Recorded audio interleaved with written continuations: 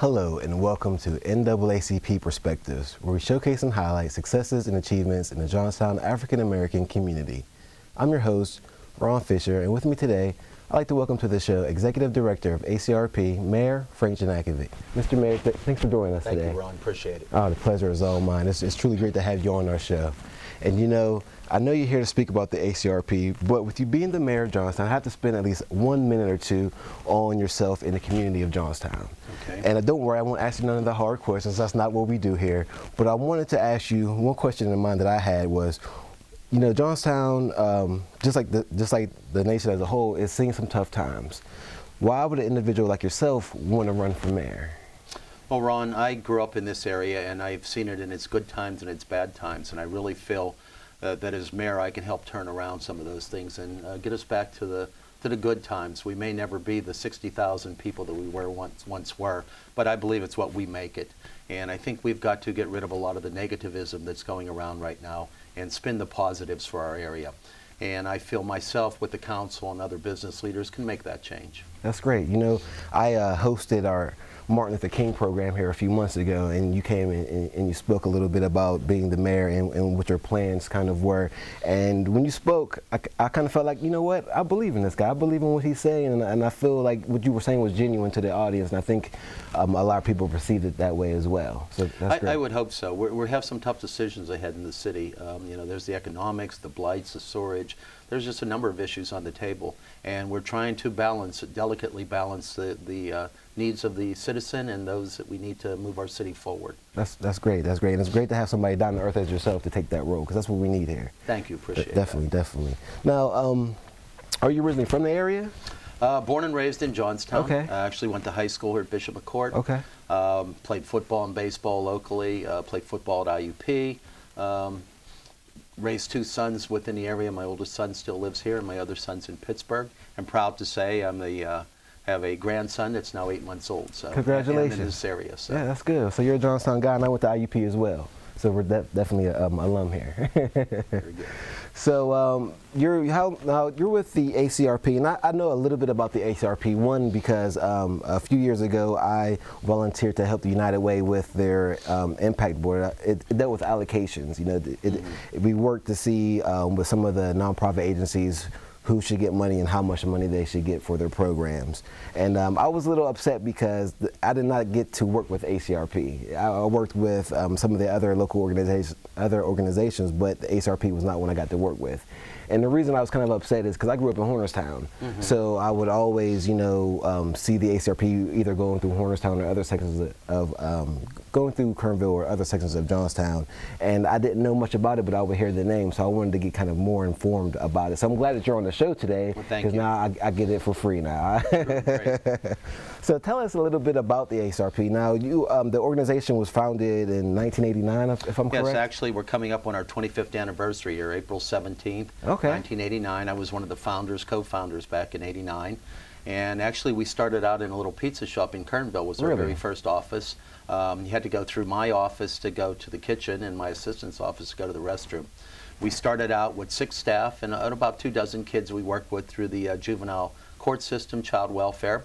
And I'm proud to say today that we've grown immensely from a small program into a large agency where we have over 350 employees, 12 different sites, 5 counties that we work in. So we've come a long way from the early days. But I always promised myself and our agency that I would not forget my roots, where I came from, and what our purpose of our agency is to help those disadvantaged and those in need. And I think we've carried on that mission for a number of years now. Well, that's great. I mean, in 25 years shows that you definitely are relevant here in the community, and there's a need for your services.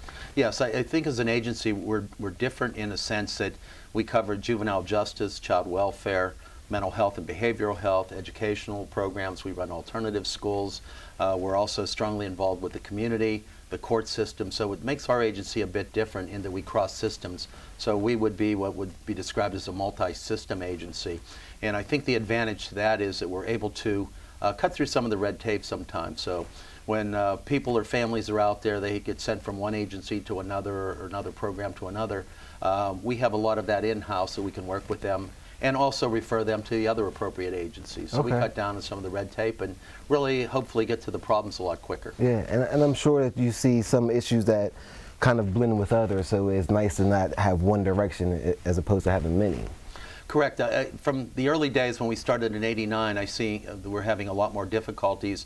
It was one-dimensional in a sense. There was one problem, maybe more so back then. Now we're seeing family issues where it may be the father, the paramour in the house, the mom, the stepmom, the child, the adopted child. So it's not the families that I grew up with in the early '80s and '70s of mom and dad at home. So we're dealing with a lot of different issues out there right now.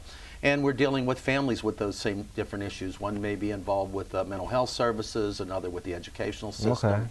Others may have some child welfare or behavioral problems. So we're seeing a lot of families that cross systems right now need a lot of help. Okay.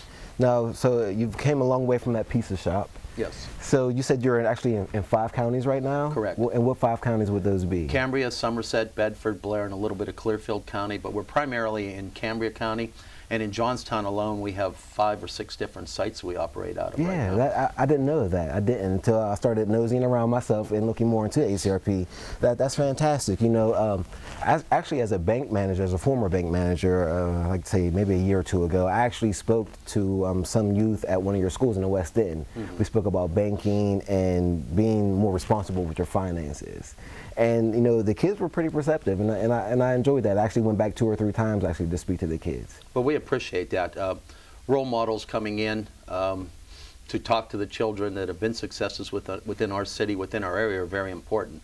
So it gives a lot of the students and or children and adolescents that we work with the hope that they can make it. So to see positive role models coming in is a big plus, and to have somebody as yourself, a professional, to come in and speak to the students is a big advantage for the agency. Yeah, and to me it was something that they could maybe relate to. You know, I remember being in school and the teacher coming in, it's just like, you don't understand me, you don't know. And sometimes it's just nice to bring somebody in that somebody, at least a few people can relate to, and it makes the message a little bit more clear to some of them. Right. A lot of times with the students, they'll ask me how I stayed out of trouble and how I got where I did. And I can thank sports for that, and I can thank the coaches and mentors that were in my life that pushed me to not only be a better athlete, but also to be a better person, to make sure I put my education alongside my sports, and that they had to coincide for me to continue to play sports. And I think that's kind of some of what I preach, but it's also not just the sports. It's getting involved in something in the community or the school, whether it's the band or the chess club or whatever the particulars may be. I think it's very important for children and adolescents to get involved in that aspect, and also actually families to get involved in our community. Yeah, and it looks like from the outside in, it looks like the ACRP is finding ways to engage the community as well. I mean, I've heard of different programs you had where you actually have some of these go out and help with maybe remodeling or lawn care at different houses and different services like that. Actually, Ron, we have 28 different programs that operate in that 5-county area. Some are all in one county, some are across counties. Okay. But with the youth program, what we created is what we call the YES program, Youth Employment Services, and it's for adolescents 18 to 25. They're graduating high school with probably minimal skills to limited skills. What we're doing is having them work in the summer, doing some painting, lawn work, working with some of the needy out there, and the program is set up so that they're actually earning their keep. They're they're being paid minimum wage, but they're learning some skills that will lead them to other jobs. We also have an employment program that we work with through the court system called Accountability Enhancement, where clients will work off their fines. We don't pay them for the work, we help them to pay off their fines. And we just started another program right now that we're helping the elderly, the disadvantaged, or disabled out there to do small projects. Maybe it's fixing their steps, a door or window's broken. It's not meant to remodel a whole house. I think with a cap on top of about $400 per project, but that really is kind of the little things that we're doing.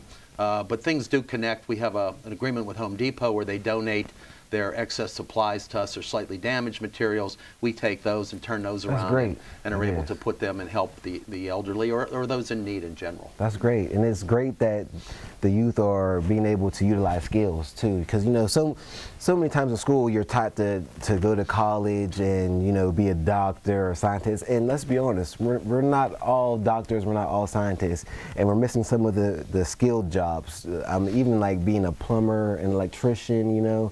when you have to call a plumber, you got a guy 50, 60 years old coming out to the house nowadays, you know? So some of these skilled jobs were missing, and so I'm glad that some of the youth are finding ways to put those to use. Yeah, I think for a while there, trade jobs were looked down on, and that they were inferior per se to blue collar.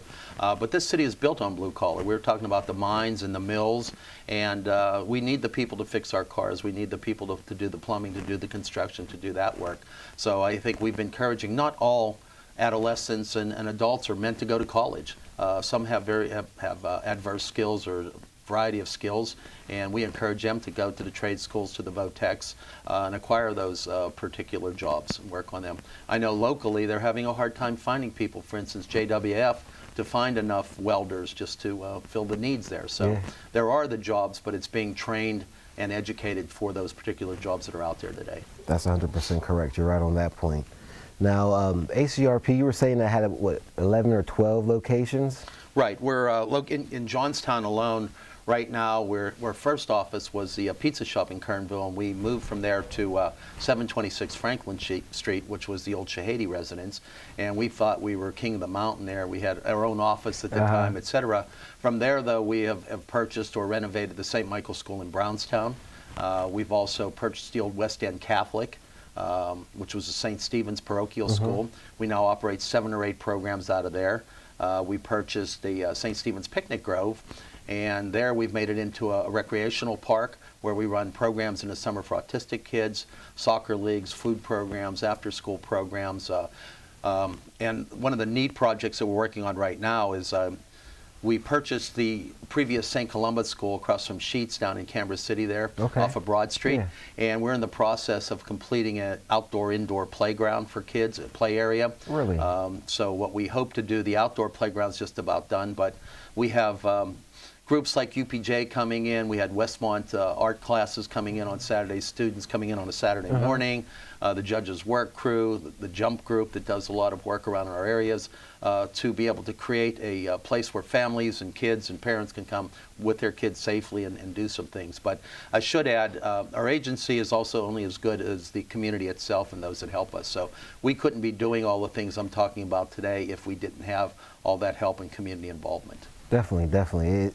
And I say this all the time on this show, it takes partnering up. Absolutely. I know a lot of people want to say I, but it has to be we, or we won't get that far alone. Well, keep going back to the sports. You're only as good as the people around you. Right. And we have a very good cast of characters as far as employees go, and those people that support us, our advisory committees, our board, and the community at large has just been a super support too. That's great. Our agency, but that agency then equals to the community itself. Yeah, definitely.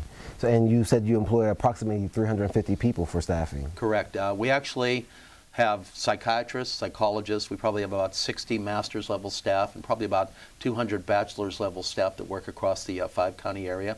And then, of course, we have the clerical, the maintenance, the other support staff that keep us all moving and going. So we grew from that modest amount of 6 to about 350 plus, and last year serviced over 5,000 individuals across those 28 programs in the 5-county area. That's great, because that was actually my next question. I was going to say, how many individuals do you actually interact with in about a year's time? Do you find that you're working with a lot of different individuals throughout the year?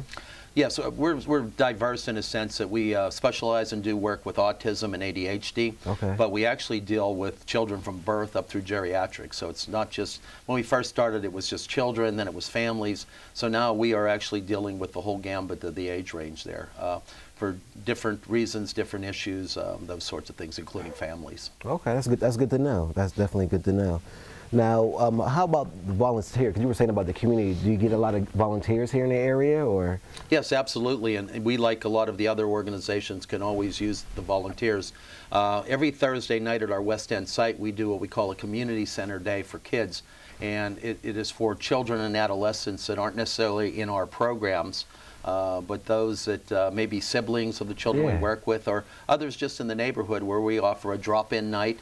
We've been averaging 45 to 50 children coming there. We provide dinner for them, arts and crafts. We have a gym there. We have a computer lab. But this is where the volunteers come in. We've had the groups like the Young Professionals, students from Bishop McCord and Johnstown High School, UPJ coming in, other people, just individuals coming in to read, to help with math, those sorts of things.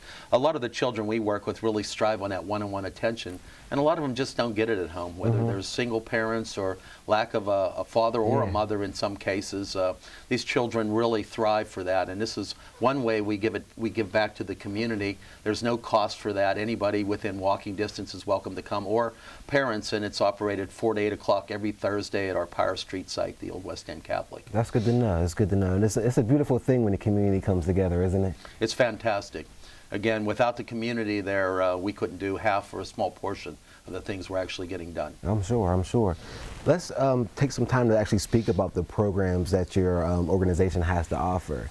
Where do you see a bulk of the energy going into? What particular programs are you seeing that a lot of the energy is going into? I'll come back to the autism and ADHD, but we operate what we call an outpatient psychiatric clinic, and that provides psychiatric services, med checks, those sorts of things. It also does psychological evaluations and therapy. And the traditional clinic used to be in-house in a building where everybody came in to see the doctor or the therapist, and that's where it was housed. But we have, we've expanded that now to we are delivering those services, i.e. the therapist in the schools. I'm proud to say on one side of the here that we have a therapist in every school in Cambria County, elementary, middle school, or high school, including the parochial schools and some of the VOTECs and those sorts of things. Why I say that on one side, the other is I would have never thought growing up that we would ever see therapists in schools, or the need, I should say, for those particulars. But we're actually, delivering the service right there in the school. So the students don't have to miss school or class. They can see their therapist. They can receive the support they need and actually go back to class. We can also provide those services by bringing the parents into there or into our offices. So off of our main clinic in Johnstown, right next to City Hall, the Market Street, 131 Market Street, we actually serve about 2,500 individuals out of that particular place. And we have 60 satellites off that. We're also now expanding and working with a pediatric group where we have a therapist in their offices. We have one in a Head Start. So we keep on moving forward with those and finding the cracks in the system where there's a need, and have been successful, I think, in addressing a lot of those needs. And it sounds like you have been pretty successful as well. That's good. Yes, I believe so. That's really good. What we have been doing, though, is we're doing some specialized programs for children with ADHD, attention deficit disorder. And with those particular children, we're doing some specialized summer treatment programs. We've been offering those programs for about 17 years now, and we do that in conjunction with a lot of the schools will afford us space during the summer. The Johnstown School District has, Westmont has, we've worked with Central Cambria, Cambria Heights. A number of different schools have housed us during the summer, and then we work with groups of children throughout the summer for an 8 or 10-week period on working on rules and services and how they can act in school and behaviors and those sorts of things. And last year alone in the 4-county area, we serviced over 400 individuals. Wow. In addition to that, we've expanded that summer treatment program to work with children with autism. So we've been very much successful with working with those children. Actually, we're doing some research right now with St. Francis University in Sermusa on the use of music and percussion with children with autism, and we've seen some startling results so far with the increase in attention span. Actually, the study has showed about 189% increase on average of the attention span of the children receiving the intervention before they go into their classrooms. So we're really doing a lot of work for children with autism. We're doing after-school treatment programs for them. We've created a sensory room in our Power Street site to work with those particular children. We actually have one parent that comes the whole way from Carrolltown to Johnstown once a week to actually have us work with our children. The scale with autism, there's a wide range there from the Asperger's, which is the high functioning, to the very low functioning. But we're also doing some really breakthrough work now with having some kids that were nonverbal now starting to at least speak or work in that direction. So it's an exciting piece. The good and the bad with autism, there's no known reason for for the cause or the cure right now. So a lot of things are being out there experimental, but we feel we're doing a lot of good things to help not only those children, but the parents that have to deal and work with them daily. Yeah, and it sounds like you really are, and that's great, because what I like about this show is I always say that I reveal some of Johnstown's best kept secrets, you know, and a lot of the times organizations like ACRP, you don't hear about a lot of the good things coming from these programs, but that's why we have this show, because we can get people like yourself to come on and let our viewers know about some of the good things, and they may even need your services. So let me ask you this: how could one get in contact with your organization if they felt like some of your services may help them? They can simply call. The easiest way is via the phone, 535-ACRP, which is easy to remember, and just call and see. They can kind of tell what problems or difficulties they're having. Then they can either be brought in or referred to a particular site. In most cases, they will be brought in and talk to one of our directors. If need be, they can have an evaluation done, an intake, or psychological or psychiatric services. That would be the far end of the extent, but sometimes it's just coming in and doing an intake and being able to put them in the right direction with that. Okay, that's they can good. also go on our website, which is www.acrpkids.org, and all the information on all our programs is listed basically on our website. That's great, and I'm glad that you came on our show, because I love being able to inform our viewers of some of the resources they have available here in town. Thank you. Oh, you're welcome. So we first started talking about being founded in the pizza shop in '89. So you come a long way, and it's 25 years now. So do you have any big celebration going on this year for 25 years? Actually, what we've decided between our board and our advisory groups is, rather than a lot of organizations are going to be doing big dinners or guest speakers or those sort of things, what we decided to do was maybe do more events that would involve families and kids. Okay. I spoke earlier about the play center and the outdoor play area, so I think what we would like to do is invite some local dignitaries and politicals to come and see our site, to see what we're doing, to visit the site, but then the second day, or whichever day we decide to do it, or in conjunction with, actually have parents and kids come out and do kind of a soft opening, so they can actually come out and see what we've done, that it's going to be there for the community, those sorts of things. Since we're in 4 or 5 counties, we don't want to solely provide it just in the Johnstown area, so we're planning different events throughout the area, talking about possibly maybe doing something in the park this summer, some events like that, and then maybe a dinner later in the fall. But we really feel strongly we were founded to do stuff for the community, and that's the best way I think we can celebrate our 25th anniversary, by sharing it with the community. Definitely, sounds great. Now, we just have a few minutes left here, but is there any upcoming events, or is there anything off the top of your mind that you could think of that you want our viewers to be aware of with the organization? We're always into the fundraisers, and upcoming events this coming Saturday, the 22nd, we're doing what we call our Buffett Man fundraiser. It raises about $10,000 for our organization. It's a Tom Watt impersonator. Okay. It's at Ace's Lounge, and we usually get between 500 and 600 people there, and it's just kind of a spring fling, if you would. People get to hopefully celebrate some decent weather here soon and come out and support our agency, but also have a good time and fun in doing it. We have golf tournaments coming up. We do a co-ed Summer Olympics, where we use that to raise money. And I think just in general, to have people come out and support us, individuals, I can't speak highly enough to how each individual's talents can kind of benefit not only the agency, but more so the kids and families that we work with. Definitely, definitely.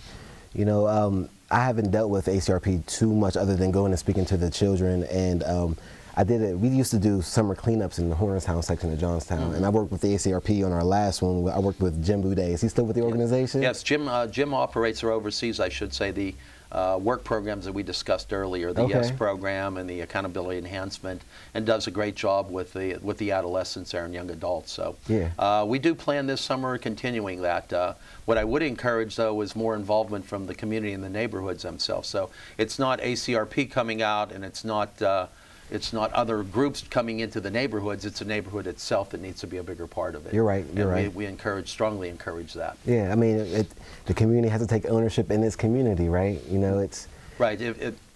Cutting back to the mayor piece, that's one of the things I'm saying, that we need really to roll up our sleeves and all get involved, and not sit back and complain and talk about the negatives, but what are you and what are we going to do about it? That's great. I'm glad you said that, because so many times do I hear people that want to complain. I say, well, you took half of that time and put it towards something, we might be a couple of steps further. I've got my agreement, and to minimize and reduce that negativism I feel that's out there right now and turn it into something positive. Definitely, definitely. You heard the man.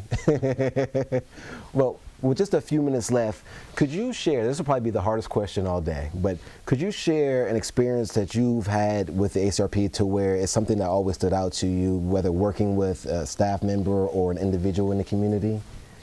I think my experiences have shown sometimes that we all want that immediate gratification, that we're out to save the world or we're going to make changes. And this is not a 100-yard dash, it's a marathon.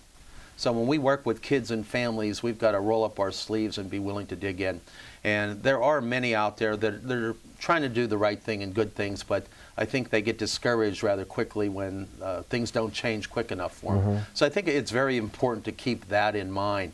Why I say that, I will quite often have what I call kids previously that come in, or adults now, young adults, older adults, and come in and now thank me 20 years later, or 25 years later, or 30 years later, and say, you know what, I didn't realize what you were trying to do for me at that time, but you know, now that I've grown up and matured and have kids of my own, thank you. So I think that's probably one of the biggest compliments that I can say across the board. So not any one real individual. I'm very proud of a lot of the clients and clientele that we've worked with that have turned things around. But excuse me, Ron, but I always kind of look at the ones that didn't make it and what could they or we have done a little bit better to have changed that. So. Okay. Well, yeah, I'm sure that you're constantly in front of different individuals and constantly learning different things and seeing or having more different experiences. So it's always great to have somebody like yourself come on the show and educate our viewers on some of the things that you've seen and inform them about some of the services that are provided here in town, because sometimes a lot of people just aren't aware of what's available here in town or where they can go for this resource or who can help. So it's glad that we have somebody like you in our own backyard. Well, thank you. We also do some recreational activities. Right now we're running an indoor basketball and soccer league for kids, I believe 5 through 12. This summer at our site we run a soccer league for kids throughout the summer months. So we're also trying to get involved in some of the recreational activities. And again, I don't want to make this sound like it's all about ACRP. So we have some great connections with other agencies like Beginnings, Goodwill. I could go on and on. There's just so many good organizations out there. So it's not tonight just about ACRP. It's really about a lot of great organizations working in unison for our community. That's good. It takes a community. It takes a village, I should say. Yes, you know? as the old adage goes. Yeah, and sometimes we get away from it, but I'm glad to see that we're coming back to that as the town of Johnstown. So again, feel free to contact the ACRP. What was the phone number again at ACRP? 814-535-ACRP is the easiest way to remember that. 535-ACRP. That's great. And you have some great people over there at that organization. So again, for our viewers, I hope you enjoyed our show today. You know, we have a lot of great things going on in Johnstown, so don't be too fast to short yourself or to not be aware of what we have going on in town. You know, ACRP is a great organization that we have in town, and you'll be hearing about them more and more. So again, I'd like to thank Mayor Frank Janakovic for joining me today. Thank you. It's my pleasure. Thank you.